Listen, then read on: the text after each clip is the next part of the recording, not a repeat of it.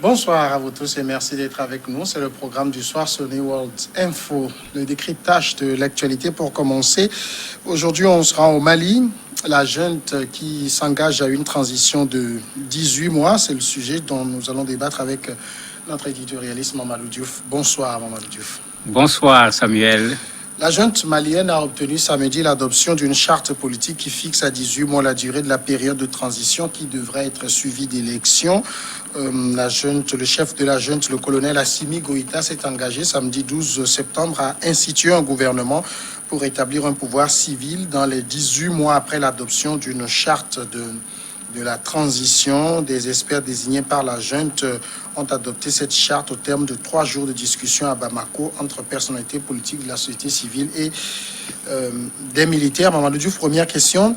18 mois de transition, c'est contraire à ce que demandait la CEDEAO. Oui, il est vrai que la CEDEAO avait demandé 12 mois ou plus, mais les Maliens avaient dit clairement que 12 mois, ce n'était pas suffisant par rapport à des réformes que les Maliens veulent d'abord organiser avant d'aller vers des élections. Et c'est pourquoi les militaires, puisque quand on parle de stratégie, les militaires sont des experts à la matière, ils avaient lancé leur sonde de 3 ans, comme on se rappelle, pendant que la délégation était allée au niveau du Mali. C'était une façon certainement de demander beaucoup pour pouvoir obtenir après quelque chose. Je crois que dans les discussions, les Maliens, de façon générale, pensaient que la transition devait durer entre 12 et 18 mois. Et finalement, c'était ça la résolution qui a été prise par les assises. Au niveau du Mali, ce n'est pas une surprise, puisque la majorité des Maliens s'étaient prononcés pratiquement pour 18 mois à cause des réformes que les gens souhaitent voir avant la mise en place de notre pouvoir. Mais est-ce que demander la CEDEAO avait un peu l'air d'une injonction? C'était une injonction, mais comme on connaît la façon dont nos pays fonctionnent, il y aura la diplomatie. Ils ont insisté, ils ont tapé du poing sur la table, mais la junte va aller à Accra. Et c'est le Ghana qui affrète un avion pour que la junte soit transportée à Accra pour dire que, bon, même si on tape du poing sur la table, on a également compris que on ne peut pas faire fonctionner le Mali sur la base de pression. La deuxième chose, la pression de la CEDEAO ne servira absolument à rien. On n'a pas vu de Maliens qui sont d'accord avec les sanctions ni avec la pression de la CEDEAO. Donc il faut que la CEDEAO comprenne que, en voulant le faire, c'est le Mali qui risque même de se retourner contre la CEDEAO. Ce n'est pas la junte militaire qui va se retourner. Donc moi je me dis qu'ils vont trouver des arrangements, peut-être à la place de 18, ils mettront 16, mais ce qui est sûr, leur 1 an, ils ne risquent pas du tout de l'avoir. Alors, autre point important de la charte issue de la concertation, c'est que celui qui va diriger la transition peut être un civil ou un militaire. Voilà aussi qui contredit un peu la CEDEAO. Oui, sur ce plan, il faut dire que la junte n'a pas changé. Si on se rappelle, la première fois qu'on a posé la question au colonel Ouagué, c'est exactement la réponse qu'il avait donnée. Il disait que la transition pouvait être dirigée par un civil ou par un militaire. Bon, si les assises aboutissent à la même chose, c'est comme si, bon, on a fait un parcours pour revenir au point de départ. Et la stratégie était là. Aujourd'hui, quand on regarde la presse malienne, les gens commencent même à donner un nom. Il s'agit du général Moussa Senko, puisqu'il est à la retraite, puisque dans les propositions de la CEDEAO, il y avait quand même cette nuance. La CEDEAO acceptait un général à la retraite. Actuellement, ce qui est sur la table, est-ce que ça va se vérifier ou pas, c'est que la junte pense à ce général à la retraite comme président de la République. On pense comme Premier ministre à un civil, mais ils ont ajouté une nouvelle donne, un vice-président, et ce poste risque d'être réservé au colonel Goïta. Maintenant, dans la discussion avec la CEDEAO, dans les premières discussions, il n'y avait pas de poste de vice-président. La CEDEAO disait président, premier ministre, président plutôt civil, premier ministre civil. Ils ont créé un vice-président qui sera militaire. Bon, attendons de voir qu'est-ce qui va sortir du Ghana. Mais on voit clairement, chacun y va dans sa stratégie pour pouvoir effectivement tirer son épingle du jeu. Aujourd'hui, quand on regarde au niveau même du Mali, entre junte et M5, ce n'est plus le grand amour. Est-ce que ça a été le grand amour? Parce que c'est vrai que le M5 avait organisé un meeting le vendredi après le coup d'État. Une partie de la junte était venue, mais si on se rappelle bien le discours de l'imam Diko, il avait gardé une certaine réserve par rapport aux militaires. Il n'avait pas donné carte blanche aux militaires. Le M5 également, très rapidement, s'était rendu compte que les militaires étaient en train de tout prendre, entre guillemets, si on peut l'appeler ainsi, en oubliant qu'ils ont dit qu'ils sont venus parachever le travail du M5. Donc, ce n'est pas étonnant qu'il y ait cette mésentente parce que, au niveau du M5, vous avez un mouvement qui s'était préparé, qui avait une proposition de transition sous la forme d'un document fait en bonne et due forme, un document qui a été remis à la junte militaire. Les membres du M5 ont participé aux rencontres et les membres du M5, immédiatement après, ont fait une déclaration pour dire, et ce qu'ils disent est important, les conclusions ne sont pas conformes à tout point de vue de ce qui s'est passé au moment des assises. Et là, c'est important parce que ça veut dire que les militaires également commencent à contourner les choses. Et ça, ce n'est pas bien. Dans les reproches, il y a des rajouts. Cette question de la vice-présidence dont je parle, la clé de répartition pour le Conseil national de transition, ça n'avait pas été discuté. C'est les militaires qui l'ont rajouté directement, ou bien en fait le groupe d'experts qui ont été commis par les militaires, ils en parlent et ils ne sont pas d'accord avec.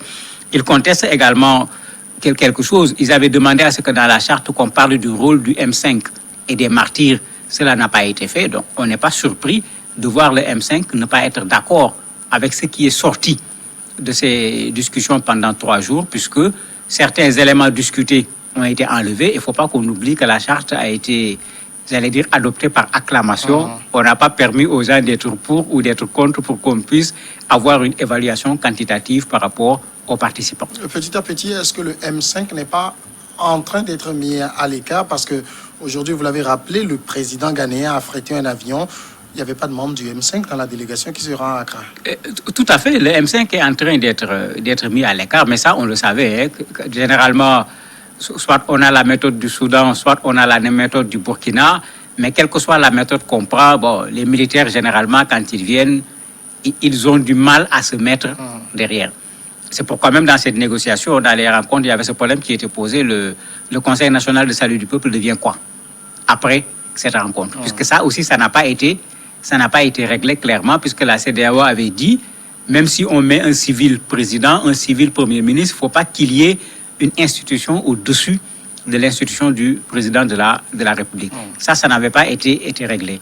Ce n'est pas surprenant que le M5 ne parte pas au niveau de Accra, puisque le M5 avait voulu que même pendant les négociations et les préalables des négociations pour la charte, que ça soit fait par la junte militaire et le M5. Puisque pour eux, c'est des partenaires et pas de la même manière que d'autres qui sont venus à la lutte, si je peux l'appeler ainsi, après. Mais la junte ne l'a pratiquement jamais accepté. On n'est pas surpris donc que le M5 ne soit pas représenté pour la rencontre de Accra.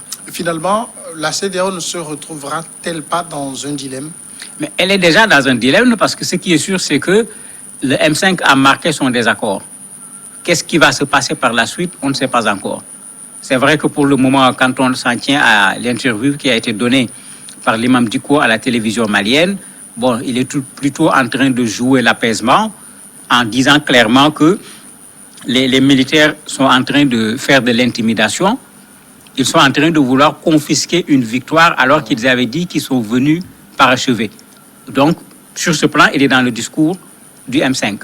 Mais il est dans l'apaisement en disant que le Mali fait partie de la CEDEAO, qu'on reste dans la CEDEAO, qu'on puisse accepter un certain nombre de règles de la CEDEAO. Et c'est pourquoi le M5, tout comme l'imam Dicko, était partisan d'un président et d'un premier ministre civil, pas d'un militaire pour diriger la transition. Et bien sûr, ce n'était pas du tout la position de la junte. Donc là, on attend d'abord que la junte revienne avec la CEDEAO. On attend certainement qui sera mis à ses postes de président et de premier ministre. Certainement, c'est à partir de là qu'on verra quelle attitude le M5 va avoir par rapport à la junte. Mais la grande question qui se pose aussi, quand on prend l'opinion malienne, est-ce que ça gênerait les Maliens qu'il y ait un militaire à la tête d'une transition? Une bonne partie des Maliens, ça ne les gêne pas. Il y a un sondage à Afrobaromètre qui est sorti, mais qui fait peur. Dans le sondage, quand on a posé aux Maliens la question de la confiance par rapport aux autorités de façon générale, 83% des Maliens ont plus confiance aux autorités traditionnelles. 82% aux militaires, 82% aux leaders religieux, 47% à toute autre forme d'institution. Président de la République, ministre, député, etc.